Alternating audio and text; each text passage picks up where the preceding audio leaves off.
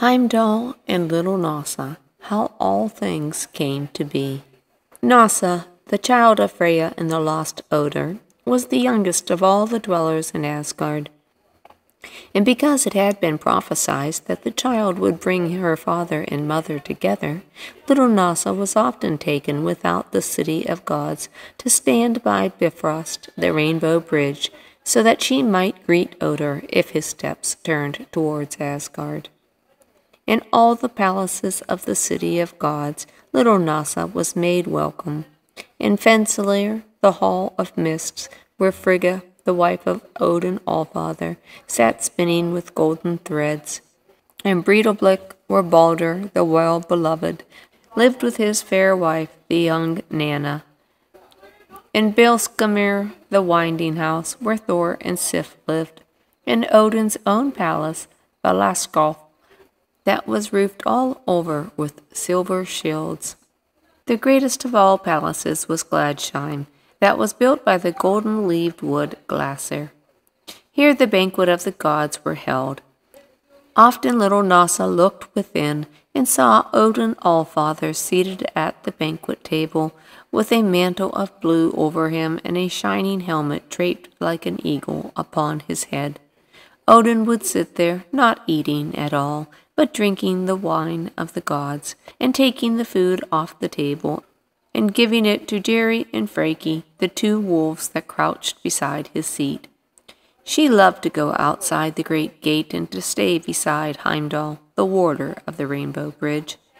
There, when there was no one crossing that she might watch, she would sit beside Heimdall and listen to the wonders that he spoke of. Heimdall held in his hands the horn that was called the Yaller horn. He would sound it to let the dwellers in Asgard know that one was crossing the Rainbow Bridge. And Heimdall told little Hnossa how he had trained himself to hear the grasses grow, and how he could see all around him for 100 miles. He could see in the night as well as the day. He never slept. He had 9 mothers, he told Hnossa, and he fed on the strength of the earth and the cold sea.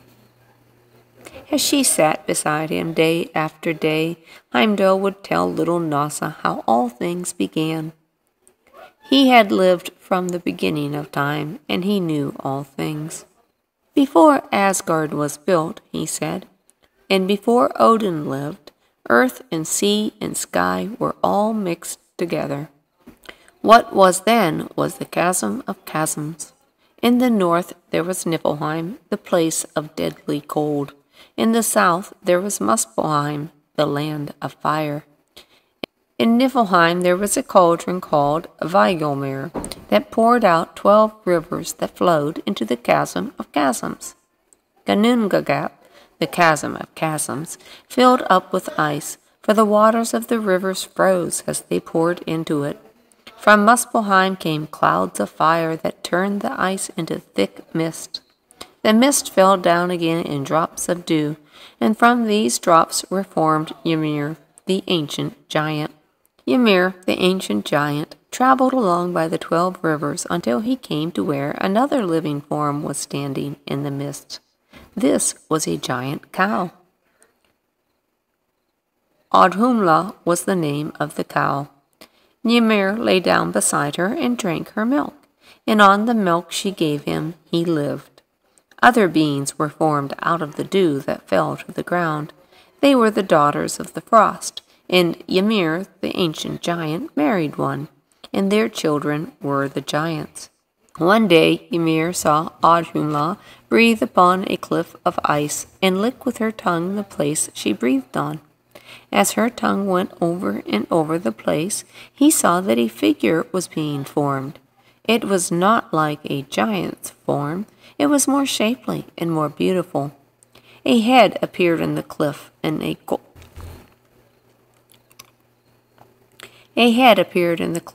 golden hair fell over the ice. As Ymir looked upon the being that was being formed, he hated him for his beauty.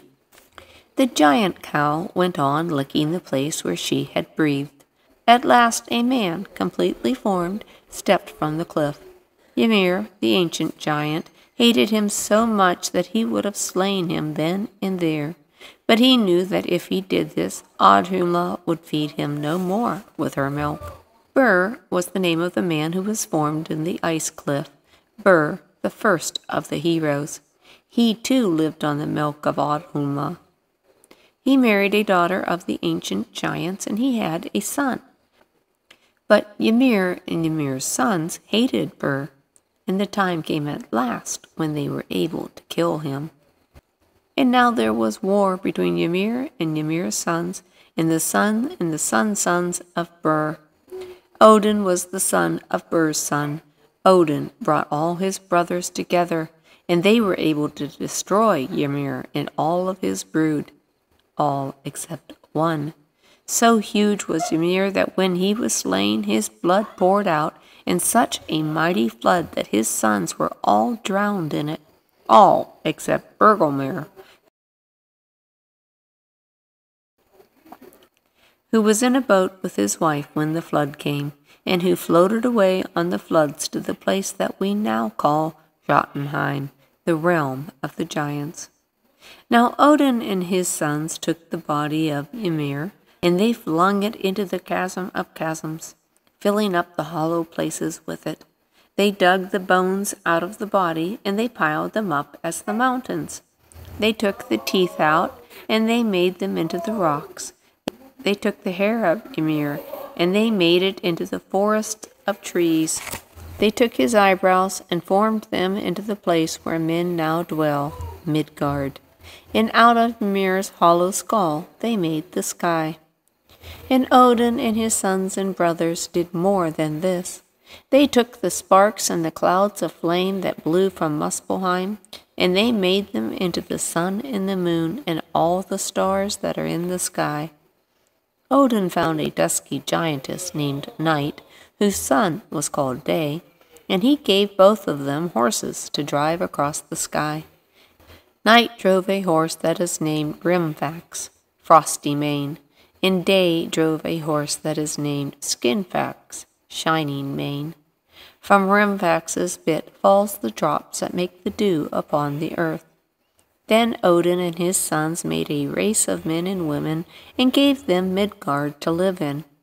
Ugly dwarfs had grown up and spread themselves over the earth. These Odin made go live in hollow places beneath the earth. The elves he let stay on the earth, but he gave them the tasks of tending the streams and grasses and flowers.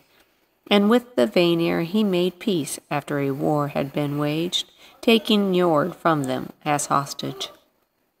Bergelmir, the giant who had escaped drowning in Ymir's blood, had sons and daughters in Jotunheim. They hated Odin and his sons, and they strove against them. When Odin lighted up the world with the sun and the moon, they were very wroth, and they found two of the fiercest of the mighty wolves of Jotunheim, and set them to follow them. And still the sun and the moon are followed by the wolves of Jotunheim. Such wonders did Heimdall with the golden teeth tell Hnossa, the youngest of the dwellers in Asgard. Often the child played with him by the rainbow bridge, and saw the gods pass to and from Midgard. Thor, with his crown of stars, with the great hammer Mjolnir in his hands, with the gloves of iron that he used when he grasped Mjolnir. Thor and his chariot drawn by 2 goats, and wearing the belt that doubled his strength. Frigga, with her dress of falcon feathers, flying swiftly as a bird. Odin Allfather himself, riding upon Sleipnir, the 8-legged steed, clad in golden armor, with his golden helmet shaped like an eagle upon his head, and with the spear Gungnir in his hand. Heimdall kept his horn in the branch of a great tree. This tree was called Yggdrasil, he told little Hnossa, and it was a wonder to gods and men. No one knows of a time when Yggdrasil was not growing, and all are afraid to speak of the time when it will be destroyed. Yggdrasil has 3 roots. One goes deep under Midgard, another goes deep under Jotunheim, the third grows above Asgard. Over Odin's hall a branch of Yggdrasil grows, and it is called the Peace Bough. You see Yggdrasil, little Hnossa, but you do not know all the wonders of it. Far up in its branches 4 stags graze. They shake from their horns the water that falls as rain upon the earth. On the topmost branch of Yggdrasil, the branch that is so high that the gods themselves can hardly see it, there is an eagle that knows all things. Upon the beak of this eagle a hawk is perched, a hawk that sees what the eyes of the eagle may not see. The root of Yggdrasil that is in Midgard goes deep down to the place of the dead. Here there is an evil dragon named Nidhogg that gnaws constantly at the root, striving to destroy Yggdrasil, the tree of trees. And Ratatosk, the squirrel of mischief, behold him now, runs up and down Yggdrasil, making trouble between the eagle above and the dragon below.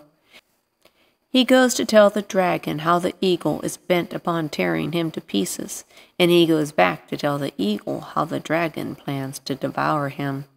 The stories that he brings to Nidhogg make that evil dragon more fierce to destroy Yggdrasil, the tree of trees, so that he may come upon the eagle and devour him.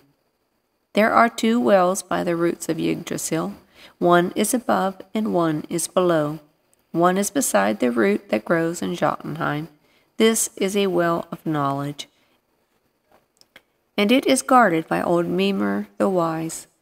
Whoever drinks out of this well knows of all the things that will come to be. The other well is by the root that grows above Asgard. No one may drink out of that well. The 3 sisters that are the holy Norns guard it, and they take the white water from it to water Yggdrasil, that the tree of life may keep green and strong. This well, little Hnossa, is called Urda's well. And little Hnossa heard that by Urda's well there were 2 beautiful white swans. They made music that the dwellers in Asgard often heard, but Hnossa was too young to hear the music that was made by the swans of Urda's well.